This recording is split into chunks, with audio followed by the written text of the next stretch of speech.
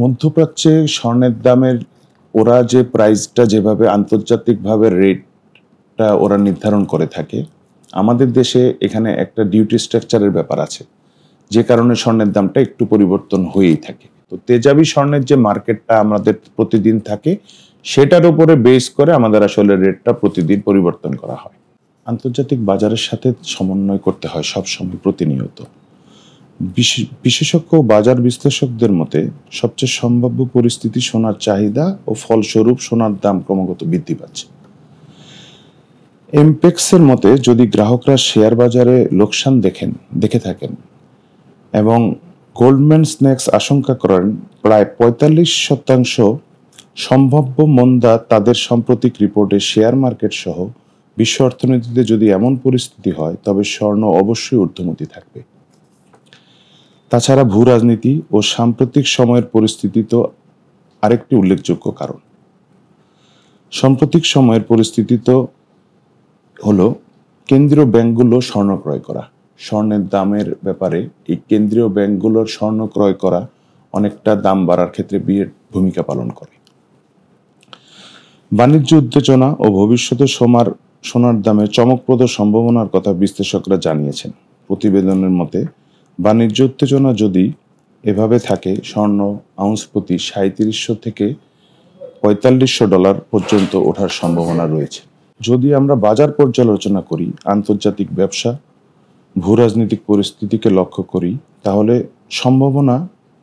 কমার সম্ভাবনাটা কম।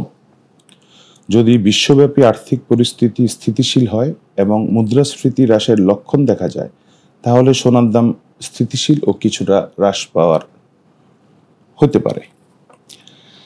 আমরা যদি সাধারণ ক্রেতাদের নিয়ে কথা বলি, তবে অবশ্যই তাদের যে কোনো সময় স্বর্ণ কিনতে বলতে পারি, কারণ যেহেতু বিগত কয়েক বছরে বেড়েছে, তাই এটি যে কোনো বিপদের সময় এনকেশ করতে পারে।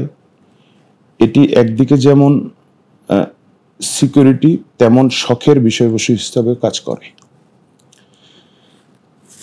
তো এটা হচ্ছে ব্যাপার। 2021 থেকে 23 সাল পর্যন্ত, 23 সালে রাশিয়া ইউক্রেন সংঘাতের সময় সোনার দামে একটা ব্যাপক পরিবর্তন আসে। সম্প্রতি বছরগুলোতে, বিশেষ করে 2023 সালে সোনার দাম স্থিতিশীল হতে শুরু করে, যদিও তা উচ্চস্বরে রয়ে গেছে। আগামী 5 বছর ধরে ক্রমাগত মুদ্রাস্ফীতি, অর্থনৈতিক অনিশ্চয়তা এবং ভূ রাজনৈতিক উত্তেজনার কারণে সোনার দাম ঊর্ধ্বমুখী প্রবণতা অব্যাহত থাকবে বলে আশা করা যায়। কেন্দ্রীয় ব্যাংকের নীতি বিনিয়োগকারীদের চাহিদায় এসব সোনাকে একটি নিরাপদ বিনিয়োগস্থল হিসাবে বজায় থাকবে বলে আমি মনে করি। ভারত ও মধ্যপ্রাচ্যের থেকে স্বর্ণের দামটা বেশি হওয়ার পিছনে বেশ কিছু কারণ আছে আমাদের দেশে। কারণ এখানে একটু যদি করেন, সেটা হচ্ছে মধ্যপ্রাচ্যে স্বর্ণের দামের ওরা যে প্রাইসটা যেভাবে আন্তর্জাতিকভাবে রেটটা ওরা নির্ধারণ করে থাকে, আমাদের দেশে এখানে একটা ডিউটি স্ট্রাকচারের ব্যাপার আছে, যে কারণে স্বর্ণের দামটা একটু পরিবর্তন হয়েই থাকে। কারণ আমাদের দেশের সরকারি যে করটা আছে, সেটাতে আপনারা জানেন যে বর্তমানে গভর্নমেন্টের যে ডিউটি স্ট্রাকচার আছে, প্রতি যাত্রী 10 ভরি করে গোল্ড আনতে পারে এবং 10 ভরি গোল্ড সে ব্যাগেজ রুলের মাধ্যমে এনে 4000 টাকা কর প্রদান করে, প্রতি ভরিতে 4000 টাকা, সেই হিসাবে 10 ভরিতে 40,000 টাকা প্রদান করে, যেটা কিনা ক্রেতার মধ্যে গিয়েই পড়ছে। সেই কারণে এই ডিউটি স্ট্রাকচার এবং এর প্রাপ্তিটা সহজলভ্য নয়। আমাদের দেশে ইম্পোর্টের ক্ষেত্রেও গভর্নমেন্ট 18টা কি 20টা প্রতিষ্ঠানকে এই ধরনের লাইসেন্স দিয়েছেন, যাদের মাধ্যমে আমরা গোল্ডটা পেতে পারি। এখানেও বেশ কিছু সমস্যা ছিল। আমরা বাংলাদেশ জুয়েলারি অ্যাসোসিয়েশনের পক্ষ থেকে সরকারের বিভিন্ন জায়গাতে সেটা আমাদের আবেদনের প্রেক্ষিতে তারা আসলে এখন বর্তমান যে স্ট্রাকচারটা, তাও ভরিতে 2000 টাকা, তার সাথে আরো ভ্যাট যোগ করে যে অবস্থানটাকে দাঁড়ায়, তাতে আমাদের দেশে অন্য দেশের তুলনায়, আর তার সাথে আমরা সামান্য একটা প্রফিট যোগ করে কিন্তু আমরা নতুন করে রেটটা দিই। এবং আপনারা জানবেন যে গত 2025 সনের জানুয়ারি মাস থেকে এ পর্যন্ত আমার কাছে যে তথ্যটা আছে, গত কয়েকদিন আগ পর্যন্ত আমরা 18 বার স্বর্ণের দাম পরিবর্তন করতে হয়েছে। তো আর এখন আমাদের যে স্ট্রাকচারের রেটের যে হিসাবটা, সেটা আমরা প্রতিদিনের যে বুলিয়ন মার্কেট ওঠে তাদের উপরে আমাদের যেভাবে পারচেস করতে হয় সেই প্রাইজের উপরে বেস করে একটা ন্যূনতম প্রফিট ধরে আমরা আসলে গোল্ডের দামটা নির্ধারণ করে থাকি। তো অন্য দেশের তুলনায় আমাদের প্রতিবেশী দেশ ভারতের তুলনায় আমাদের গোল্ডের দামটা যে বেশি বলা হয়, এখানে একটা ব্যাপার আছে। ওদের ওখানে যে রেটটা দেওয়া হয় সেটা 10 গ্রাম হিসাবে দেওয়া হয়, আমাদের এখানেও 10 গ্রাম হিসাবে দেওয়া হয়, কিন্তু এই রেটের পার্থক্যটা আমাদের সে টাকার চেঞ্জের হিসাবটা ডলারের দামের সাথে হিসাব করে খুব বেশি ডিফারেন্স ভারতের সাথে আমাদের মনে হয় না হয়। বাজুস যেভাবে স্বর্ণের দামটা নির্ধারণ করে, আমাদের যে বুলিয়ন মার্কেট আছে সেই বুলিয়ন মার্কেট থেকে আমরা একটা গোল্ডের রেট প্রতিদিন পাই। বুলিয়ন মার্কেট থেকে একটা, সেটা সম্পূর্ণ ভিন্ন। বাংলাদেশ পোদ্দার সমিতি তারা একটা রেটে গোল্ড বিক্রি করেন, সেই তেজাবি স্বর্ণটা আমাদের আসলে মূল সোর্সটা হচ্ছে বাংলাদেশের জুয়েলারির তেজাবি স্বর্ণ। তো তেজাবি স্বর্ণের যে মার্কেটটা আমাদের প্রতিদিন থাকে সেটার উপরে বেস করে আমাদের আসলে রেটটা প্রতিদিন পরিবর্তন করা হয়। এবং আপনারা জানবেন যে বাজুস এটার জন্য নিরলসভাবে কাজ করে যাচ্ছে। এটাতে যতটুকু স্বচ্ছতা আনা সম্ভব সেটা নিয়ে সব সময় বাজুস কাজ করে, এবং তারই বহিঃপ্রকাশ ঘন ঘন রেট পরিবর্তন।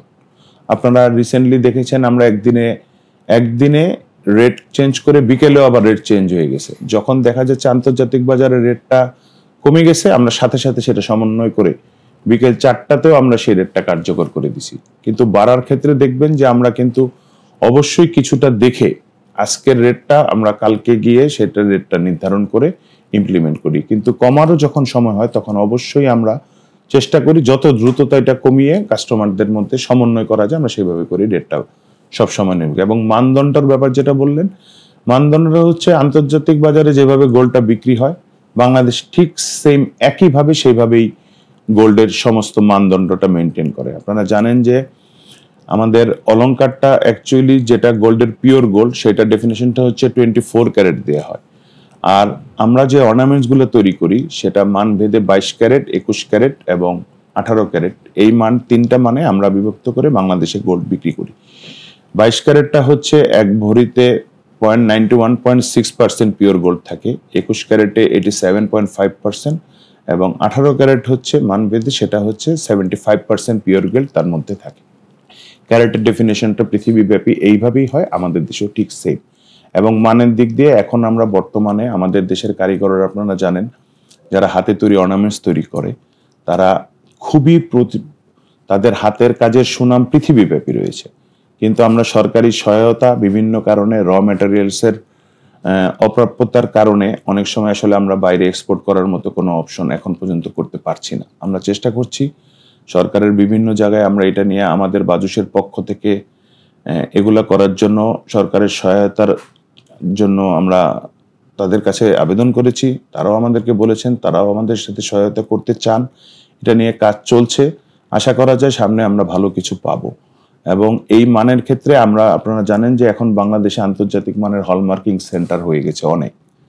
আগে যেগুলো প্রচলিত যেভাবে গোল্ডের মানটা পরীক্ষা করা হতো তখন স্বর্ণ ব্যবসায়ীরা আপনারা জানেন কষ্টি পাথর দিয়ে ঘষে পরীক্ষা করে তাদের একটা আইডিয়ার উপরে স্বর্ণের মানটা বোঝা যেত, কিন্তু এখন কিন্তু আমরা মেশিনের সমন্বয় ঘটিয়ে এই ধরনের ল্যাব দিয়ে সম্পূর্ণ গোল্ড সেক্টরে এই মানগুলো আমরা একদম মেশিনের মাঝে সম্পূর্ণভাবে একদম আন্তর্জাতিক মানের মতো করে সবকিছু করে ফেলতে পেরেছি। এবং আমাদের দেশের তৈরি গহনা উন্নত বিশ্বের যে কোনো দেশের তৈরি গহনার সমতুল্য, এটা আমরা বলতে পারি। এবং কাজের ক্ষেত্রে, ডিজাইনের ক্ষেত্রে আমাদের কারিগররা যে কোনো দেশের কারিগরের তুলনায় তারা বেশ ভালো কাজ করতে পারে। অবশ্যই কিছুটা তো প্রভাব পড়ছেই, কারণ দাম পরিবর্তনের কারণে ক্রেতা সাধারণ সবসময় একটা কনফিউশনে ভুগেন যে আসলে প্রাইসটা কোন জায়গায় যাবে। আপনারা দেখেন গত এই 5-6 বছরে গোল্ডের দাম র্যাপিডলি এমনভাবে বেড়েছে, যেমন আপনি বিশেষজ্ঞদের মতে আমার কাছে একটা তথ্য আছে, গত 1.5 বছরে গোল্ডের দাম অলমোস্ট 80,000 টাকা বেড়েছে। এটার জন্য এই ভূ রাজনৈতিক বিভিন্ন ট্যারিফিক সবকিছু মিলিয়ে প্রাইসটা এই জায়গায় গেছে। আসলে যে প্রাইসটা হয়েছে দাম বাড়ার কারণে আমরা আমাদের 50% কাস্টমার গত কোভিড পরবর্তী সময়ে আমরা হারিয়েছি, কারণ মানুষ তাদের আসলে এটা বাইং ক্যাপাসিটির বাইরে চলে গেছে যে প্রাইসটা হয়েছে। এবং এই জন্য আমরা অবশ্য কাজ করছি, আমরা এখন ছোট ছোট জিনিসগুলোকে খুব হালকা করে ক্রেতা সাধারণের ক্রয় ক্ষমতার মধ্যে আনার চেষ্টা সবসময় করেছি, এখন আরো বেশি করে করছি, যাতে মানুষ এটাকে আসলে পড়তে পারে। আসলে দামের কারণে মানুষ ক্রয় না করলে আমাদের প্রোডাক্টের দাম যতই বাড়ুক না কেন, তাহলে কিন্তু আর দোকানদারদের ব্যবসা হবে না বা কারিগরদের কাজ থাকবে না। তো এই ইন্ডাস্ট্রিকে গ্রো করতে গেলে অবশ্যই এই প্রাইজের সাথে যতটুকু হালকা করে যেভাবে কাজ করে ডিজাইন করা যায় সেটার বিষয়ে আমরা কাজ করছি। আসলে স্বর্ণটা সবাই আসলে কেনার আগ্রহ থাকে। স্বর্ণের প্রতি আমাদের বাঙালি নারীদের একটা আলাদা দুর্বলতা সবসময় কাজ করে, কিন্তু এই দামের কারণে অনেক সময় চাইলেও মানুষ সেটা সাধ্য সমন্বয়ের মধ্যে করতে পারে না। প্রাইসটা আসলে এমন জায়গায় চলে গিয়েছে, যারা আসলে নিম্নবিত্ত বা মধ্যবিত্ত তাদের পক্ষে কেনাটা আসলে একটু দুরূহই হয়ে গেছে। আর যারা বলবেন যারা একটু উচ্চ মধ্যবিত্ত বা উচ্চবিত্ত, তারাও কিনছে, কিন্তু খুবই কম, সেটা খুব কম। প্রয়োজন ছাড়া এখন আর আসলে গোল্ড সেভাবে কেউ কিনছে না। কারো ফ্যামিলিতে, আমাদের বাঙালিদের ট্রেডিশন হলো কারো বিয়েতে কোনো কিছু দিলে আমরা আমাদের বোনদের একটু গোল্ড সবাই দিতে চায়। সেক্ষেত্রে পরিমাণটা আগে যে ক্রেতাটা 5 ভরি গোল্ড কিনতো, এখন সে সেটা 2 ভরিতে নামিয়ে এনেছে, 1.5 ভরিতে নামিয়ে আনছে দামের কারণে। এবং আমরাও সেই ডিজাইনগুলোকে আস্তে আস্তে ছোট করতে করতে কাস্টমারদের ক্রয় ক্ষমতার মধ্যে যেন আসে, এই জন্য একটা অপ্রাণ চেষ্টা চালিয়েই যাচ্ছি এবং সেইভাবে করেই বিজনেসটা এখন পর্যন্ত চলছে। কিন্তু ক্রেতা আমরা আসলে গত 5 বছরে অনেকই হারিয়েছি। এখন স্বর্ণের বিনিয়োগটা আসলে এটা যেহেতু পরিবর্তনশীল প্রাইসটা, এটা বলা অনেক কঠিন যে কোন সময়টাতে আসলে প্রাইসটা কিরকম যাবে। আমরা যদি গত 7 বছরের অবস্থা লক্ষ্য করি, 2019-20 এ সময়ে কোভিড-19 মহামারীতে পর বাণিজ্য উত্তেজনা সৃষ্টি হয়, মানুষের মধ্যে স্বর্ণ বিনিয়োগের আস্থা কারণে গোল্ডের দামটা আসলে ডে বাই ডে বৃদ্ধি পেয়েছে। কয়েন কোডেক্সের বিশ্লেষণে তারা উল্লেখ করেন, তারা সোনার দাম 8.17% দাম বাড়ার শঙ্কা করেছে এবং তা এ বছরের মে জুনের মধ্যে $3570 আউন্স প্রতি পৌঁছাবে বলে তাদের ধারণা। কয়েন কোডেক্স লোকেভিয়ার একটি সংস্থা যা বিশ্বব্যাপী গ্রাহকদের বিনিয়োগ সংবাদ ও নির্দেশিকা প্রদান করে। আমরা এ ধরনের বিভিন্ন সংস্থার থেকে তথ্য পাচ্ছি যে গোল্ডের দাম এ বছরের শেষে সেটা 3700 থেকে $4500 পর্যন্ত প্রতি আউন্স হওয়ার একটা সম্ভাবনা রয়েছে। আমরা আশাবাদী, কারণ আমাদের এই ধরনের বিভিন্ন তথ্য দিয়েই আমরা আসলে বোঝা যায়, কিছুটা হলেও বোঝা যায় যে গোল্ডের দামটা আসলে ডে বাই ডে বেড়ে যাচ্ছে। যেহেতু এটা একটি স্থায়ী সম্পদ হিসাবে আমরা মনে করি, আমরা আশা করি যে এটাতে বিনিয়োগ করলে কাস্টমারদের কখনোই আসলে লজার হওয়ার সম্ভাবনাটা অনেক কম আমার মনে হয়। এই কারণে, কারণ সে যখন তার প্রয়োজন হচ্ছে, স্বর্ণটা খুব দ্রুত সময়ে সে এনকেশ করতে পারছেন। সেটা একটা পরিমাণ অংশ ডিসকাউন্ট হয়, সেটা বাদ দিয়ে সে যে কোনো সময় গোল্ডটাকে এনকেশ করে ফেলতে পারছেন। এটা অন্য কোনো প্রোডাক্টে এত দ্রুত সময় এনকেশ করা যায় কিনা আমার জানা নেই।